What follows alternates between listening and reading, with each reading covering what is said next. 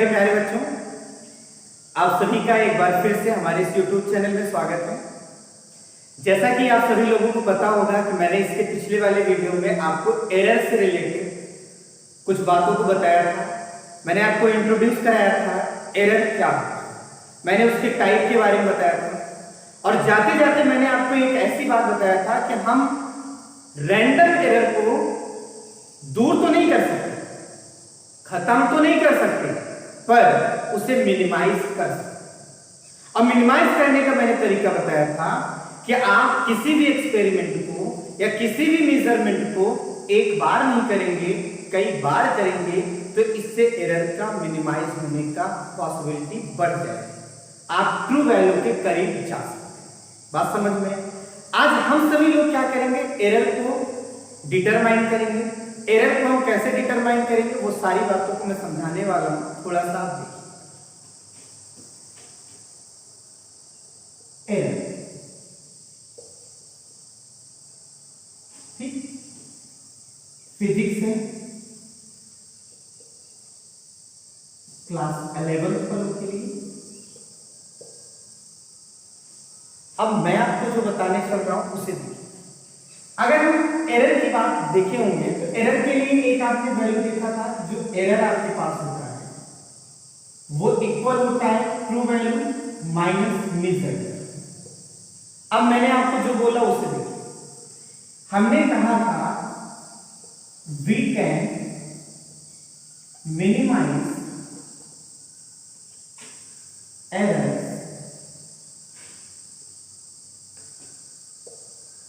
by using of multiple time of experiment। आप कई बार experiment करके या मेजरमेंट करके हम एरर को क्या कर सकते हैं, मिनिमाइज कर सकते हैं। जैसे मान लीजिए हमने किसी भी चीज को मेजर करना चाहा और मेजर करने के बाद हम सभी लोग कई बार मेजर किए, कई बार एक्सपेरिमेंट किए और एक्सपेरिमेंट करने के बाद जो रीडिंग आती है हम उस रीडिंग पर मान लीजिए वो रीडिंग आती है, जब आपने पहली बार मेजर किया तो A1 आई, दूसरी बार किया तो A2 आई, तीसरी बार A3 आई, चौथी बार A4 आई, ऐसे आपने बहुत बार किया AN।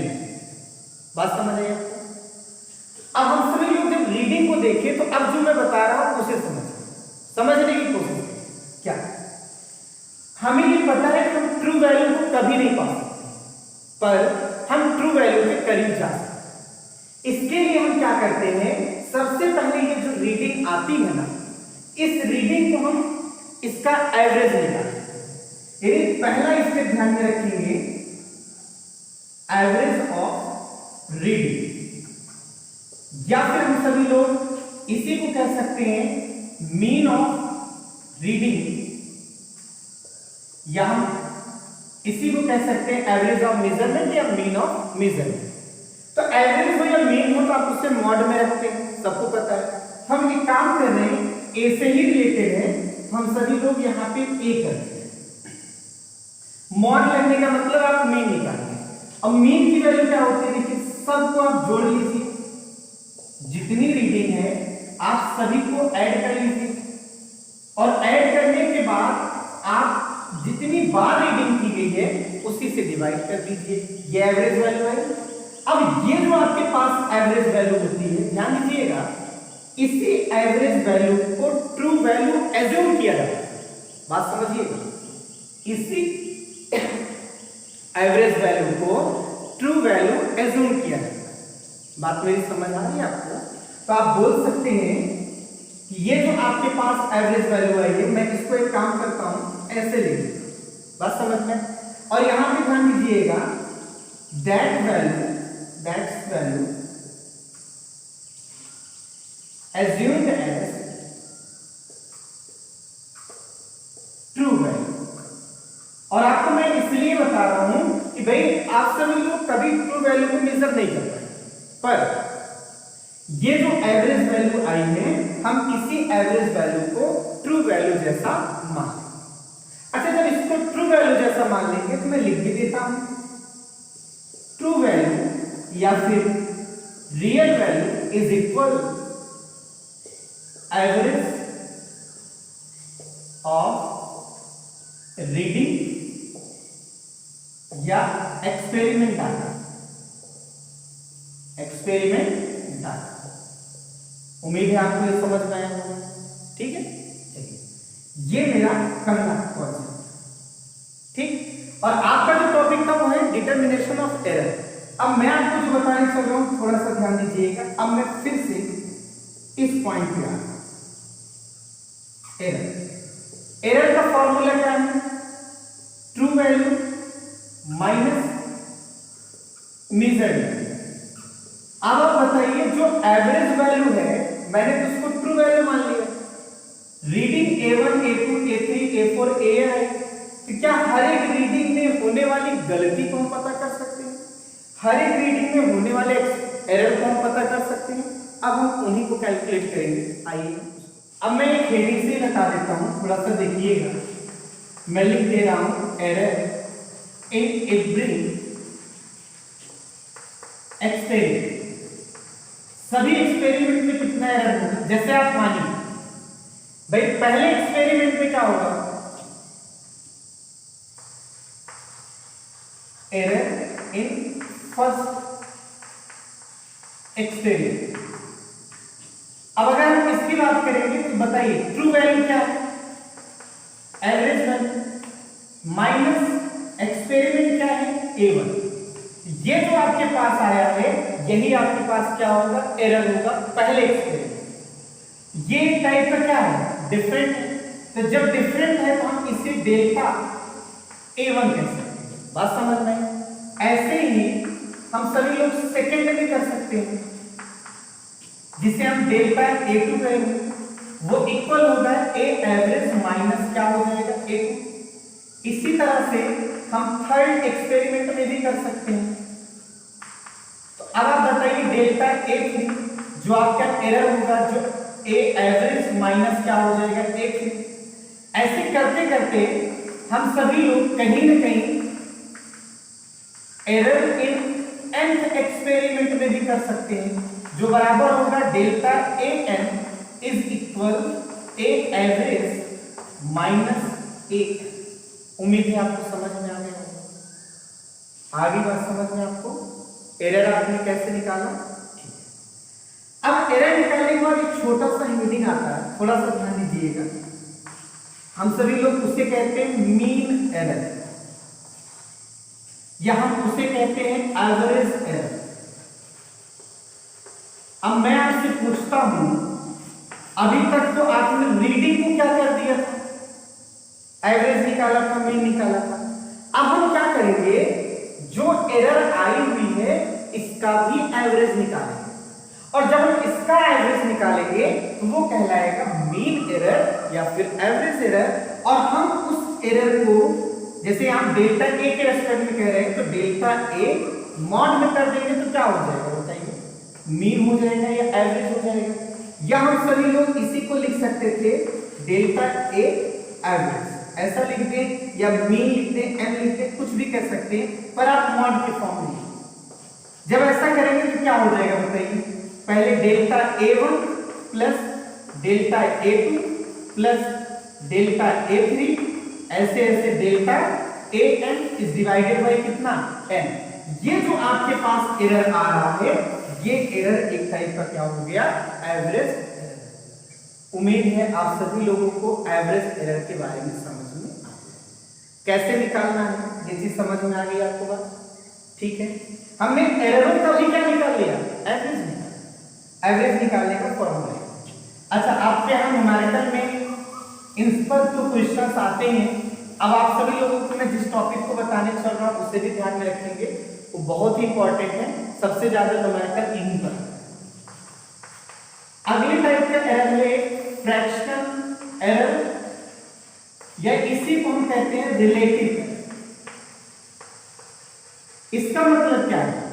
फ्रैक्शन मतलब समझ रहे हैं ना, 1/, मतलब बाई के चक्कर में ज्यादा मत पड़िए, बाई बहुत बेकार चीज है, मैथ का भी। और चलिए ठीक है, अगर हम फ्रैक्शन एरर की बात करें तो फ्रैक्शन एरर के लिए हम क्या करेंगे, इसके लिए भी आप थोड़ा सा समझने की कोशिश करिएगा। अगर हम फ्रैक्शन एरर या रिलेटिव एरर की बात करते हैं, रिलेटिव एरर ये आपके पास क्या होगा, तो इसके लिए क्या होगा, जो आपने एवरेज निकाला है एरर, एवरेज एरर को हम डिवाइड करते हैं ट्रू वैल्यू। किससे डिवाइड करते हैं, ट्रू वैल्यू। यानी अगर हम सभी लोग यहां पर देखेंगे तो आप बोल सकते हैं कि average error is divided by कौन सी वैल्यू, ट्रू वैल्यू। ये आपके पास जो एरर आएगा इसे हम क्या नाम देंगे, रिलेटिव एरर। बात समझ में आपको। और आपके यहां सबसे इंपॉर्टेंट जो टॉपिक होता है, जो क्वेश्चन होता है, वो होता है परसेंटेज एरर। कौन सा है, परसेंटेज एरर। और मुझे पता है किसी भी फ्रैक्शन में 100 से मल्टीप्लाई कर दो तो क्या हो जाता है, परसेंट में आ जाता है। तो बताइए परसेंटेज एरर की अगर हम बात करेंगे, इस टाइप के एरर की बात करेंगे, ये हो जाएगा average error is divided by true value that and multiply कितना हो जाएगा, 100। इस तरह से हमारे पास क्या आ जाएगा, परसेंटेज। मेरी बात आपको समझ में आ गई। अब मैं आपको जो बताने चल रहा हूं उसे समझिए। आप फॉर्मूला कैसे डिटरमाइन किए, बात समझिए। सबसे पहले आप कई बार रीडिंग लेंगे, रीडिंग लेने के बाद सारी रीडिंग का एवरेज निकालेंगे, एवरेज निकालने के बाद जो आया वो ट्रू वैल्यू है। उस ट्रू वैल्यू का हर एक रीडिंग के साथ देखेंगे कितना डिफरेंस है, वो सभी एक्सपेरिमेंट का एरर होगा। जो एरर आया फिर मैंने उन एरर का भी एवरेज निकाला। अब एवरेज जो एरर आया उसको हम रियल वैल्यू से कंपेयर किए तो फ्रैक्शन आया, और फ्रैक्शन वाले में 100 से मल्टीप्लाई किए तो बस। एक मैं आपको एग्जांपल दे रहा हूं और उस एग्जांपल से ये सारी चीजें आपकी क्लियर हो जाएंगी, सारी बातें क्लियर हो जाएंगी कि हम एरर को कैसे डिटरमाइन करें। जैसे मान लीजिए क्वेश्चन कहा गया, एक कोई एक्सपेरिमेंट है, मैं क्वेश्चन वैसे बना रहा हूं, और उस एक्सपेरिमेंट में मान लीजिए लेंथ को मेजर किया गया, और मेजर करने के बाद जो रीडिंग आ रही है वो सेंटीमीटर में आ रही है। जैसे 10.2 सेंटीमीटर है, 10 मान लीजिए 4 सेंटीमीटर है, या फिर मान लीजिए 10 मान लीजिए यहाँ पर, या 9.8 सेंटीमीटर है, ऐसा मान, ठीक है। अब आप सभी लोग थोड़ा समझने की कोशिश करिएगा। हमारा क्वेश्चन ये है कि हम सभी लोग परसेंटेज एरर के बारे में बताएं। क्या स्टेप होगा, सबसे पहले स्टेप बाय स्टेप चलिएगा, मैं बता दे रहा हूं सब, आप स्टेप बाय स्टेप चलेंगे, याद रखेंगे। आप ट्रू वैल्यू निकालेंगे, ट्रू वैल्यू निकालने का तरीका, रीडिंग का average 10.2 plus 10.4 plus 9.8 is divided by कितना एक्सपेरिमेंट है, 3। इनको ऐड करिए, कहीं कहीं आपके पास 4 आया,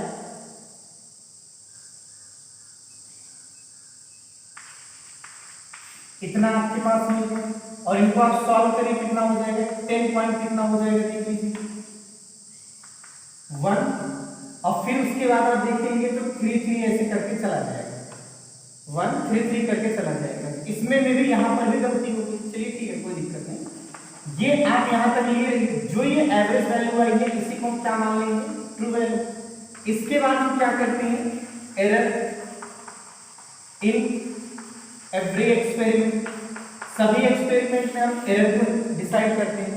जैसे आप देखिए पहले एक्सपेरिमेंट में कितना एरर आएगा, 10.1 ट्रू वैल्यू है, माइनस करिए 10.2 से, माइनस में 0.1 सेंटीमीटर का एरर आएगा।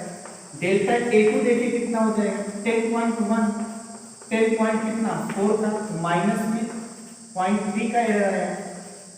डेल्टा A3 देखिए तो 10.1 माइनस में कितना हो जाएगा, 9 कितना है 8, ये आपका प्लस में आ जाएगा 0.3 आ जाएगा। इस तरह से आप सभी एक्सपेरिमेंट में होने वाले एरर को निकालेंगे। ध्यान दीजिएगा, साइन माइनस प्लस बेशक है, लेकिन जब आप एरर को कहीं पर भी यूज करना चाहेंगे, डिटरमाइन और भी कुछ करना चाहेंगे, तो सारे एरर को जोड़ना पड़ेगा। अच्छा, आपने इसके बाद क्या निकाला था, आपको याद होगा, मैंने आपसे कहा था कि आप एवरेज एरर निकालिए, यही आपसे बोला। एवरेज एरर कैसे आता है, जरा देखो, सभी एरर को जोड़ लो, 0.1 है प्लस 0.3 है प्लस 0.3 है और उनका एवरेज ये टोटल कितना हो जाएगा 0.7 और 0.7 बाई क्या हो जाएगा 3 और इनको देखेंगे तो फिर से कितना आ जाएगा 0.7 बाई 3 आया नहीं है। इनको देखिए कितना हो जाएगा 0.21 एक ही बात जाएगी। ये आपके पास जो एरर आया है कौन सा आया एवरेज। उम्मीद है समझ में आया। अब जो ये एवरेज एरर आ रहा है अब आप क्या करते हैं इसी एवरेज एरर के बाद आपने यहाँ देखा होगा मैंने फ्रैक्शनल एरर के बारे में बोला था। आप फ्रैक्शनल एरर कैसे निकालते हैं तो आपको पता होना चाहिए जो एवरेज वैल्यू आई 0.21 आई इसको हम रियल वैल्यू से डिवाइड कर देते हैं। ये जो आ गया है क्या आ गया फ्रैक्शनल एरर। फिर लास्ट में आपने देखा होगा परसेंटेज एरर बस 100 से मल्टीप्लाई करिए 0.21 10.1 मल्टीप्लाई क्या हो जाएगा 100 इसका मल्टीप्लिकेशन करोगे तो 21 बाई क्या हो जाएगा 10.1। यहाँ पर आप देखेंगे तो आप सभी लोगों को कहीं न कहीं मिल जाएगा 210 बाई 101। बात समझ में 210 बाई 101। आप इनको क्या करिए डिवाइड करिए। जब आप डिवाइड करेंगे तो लगभग 2 टाइम्स पहली बार गया और जब 2 बार गया क्या 9 बचा हुआ है तो 9 बार जाने का मतलब कहीं न कहीं आप देखिए तो 9 है तो 900 बनेगा और यानी 2.0 और 900 का मतलब लगभग आप बोल सकते हैं वो 8 टाइम्स जाएगा। मतलब कुल मिला के इतना परसेंट क्या होगा मिलेगा। आप सभी लोगों को समझ में आया हम कैसे निकालते हैं तो मैं पूरा स्टेप बता रहा हूँ। सबसे पहले ये आप नोट कर लेंगे उसके बाद मैं जो स्टेप बता रहा हूँ ध्यान में रखेंगे। मैंने जिसको ओरल में बताया था मैं लिख भी दे रहा हूँ कि सबसे पहले आप क्या निकालेंगे एवरेज निकालेंगे रीडिंग का। जो एवरेज निकलेगा वो ट्रू वैल्यू बनेगी। जो ट्रू वैल्यू है आप हर एक ट्रू वैल्यू का माइनस करेंगे किसके साथ एवरी रीडिंग के साथ। और जब आप रीडिंग के साथ माइनस करेंगे तो आपको हर एक एक्सपेरिमेंट में क्या पता चल जाएगा एरर पता चल जाएगा। जो एरर आया फिर उसके बाद उसका आपने क्या निकाला एवरेज निकाला। अब इस एवरेज एरर को हम क्या करते हैं एवरेज को ट्रू वैल्यू से डिवाइड करते हैं तो फ्रैक्शनल एरर आ जाता है। फ्रैक्शनल जो एरर आपके पास होता है इस फ्रैक्शनल एरर में 100 से मल्टीप्लाई कर देते हैं परसेंटेज एरर आ जाता है। तो इस तरीके को अपनाइएगा आप किसी भी प्रॉब्लम को सॉल्व कर सकते हैं। तो आज के लिए बस इतना ही। उम्मीद है आपको समझ में आया होगा।